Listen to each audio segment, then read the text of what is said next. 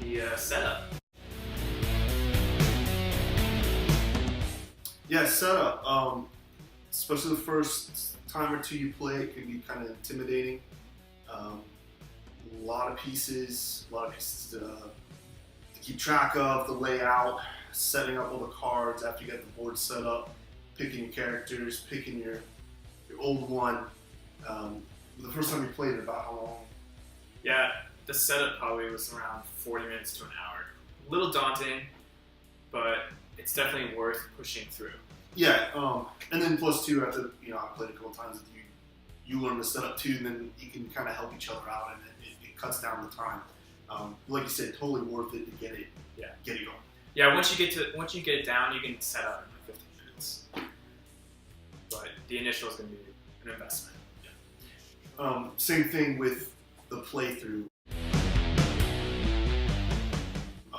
Learning all the rules, making sure the game is flowing can be a little bit choppy, but prepare to mess up, make some rule mistakes, learn as you go the first couple times you play, and that will add to the time. Because what would you say about average play times? About average play time, like once you get all of the rules down? Yeah. Average play time would be around 2 to 3 hours. 2 to 3 hours, yeah. Other than that, what you said, like your longest games was about like 6 to 7 hours. That's a long time. And that was the very first game. No one knew what we were doing. We were just kind of like, okay, are we doing this right? Reading the rules. It was a little intense, but if you're into the Cthulhu universe and into a cooperative board game, it's worth it. And that's what's nice too, being able to work together for the common goal. Those kinds of games, I don't know, for me, and I mentioned this before too, I don't know, breathes new life into games, I think. It's fun to work together, not against each other. Everybody feels good when you win. It's not like someone's left, And the game is beatable. Like, it's hard, but you can win. Like, you have a lot of odds against you, and that's kind of the fun part about the game, is by the end you feel like, wow, we really went through this ordeal, but we won. So there is that. There is the chance that you can lose, but honestly, out of several times I've played this game, I've probably lost maybe once or twice. Yeah. And sometimes it'll come down to the last little play. I mean, it's not easy, but it's not overly difficult to the point where you're just getting frustrated and don't want to play. You put 3 hours in the game and you're like, oh wow, totally blew that. Yeah.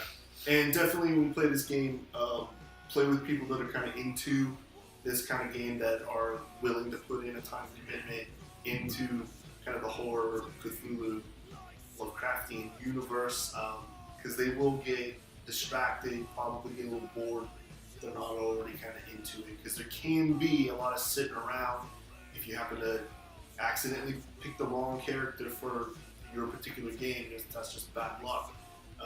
There could be nothing to do, and again, you feel a little bit like, okay, well, I'm just sitting here while everybody plays the game. Yeah, I've definitely had some people who were not into this game just kind of get up and walk away midway through. Yeah. And then you're playing for their character. Right, which then speeds things up and makes things sometimes a little bit more fun. Replayability. Yeah, I played this thing 20 plus times, still love it. The goal is always the same, but with just the variety of characters that you can choose from and the amount of cards, and then there's expansions that you can add to really spice up the game. It's very replayable. Yeah, and I would completely agree with that. I've had fun every time we played it. Choosing different people every time, a different monster every time, and like you said, you already know what you're going for. That goal is always going to be the same, but again, it's still going to always be fun with the right group. With the right group. Yeah, I would say probably around 4 people is probably the best. You can play up to 8. 8's rough. I would not do 8 just because there's a lot of setting around for 8 people. Yeah, and then that would be the drawback of the game. If you have a lot of people like that, it can slow things up, and it could be a while before you get to play again, as you're waiting for everything to resolve and come out of the table. I think it is the only board game that I know of that you can play by yourself. How'd that work out for you? Definitely not as fun with multiple people, but I mean, if you're really bored. You must have been really good at that. Cleaning up and putting the board game back down. Organization is kind of poor for the box. The box doesn't have any set organization, so you kind of have to make it up on your own. So be prepared to invest in a lot of Ziploc baggies and rubber bands. Yeah.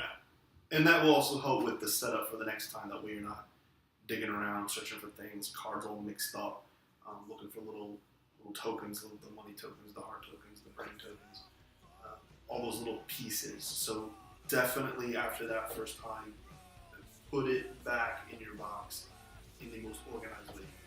Yeah, I would agree. All right. Well, anything else you'd like to add? No, I mean, just overall, this game is awesome. It's easily one of my favorite games.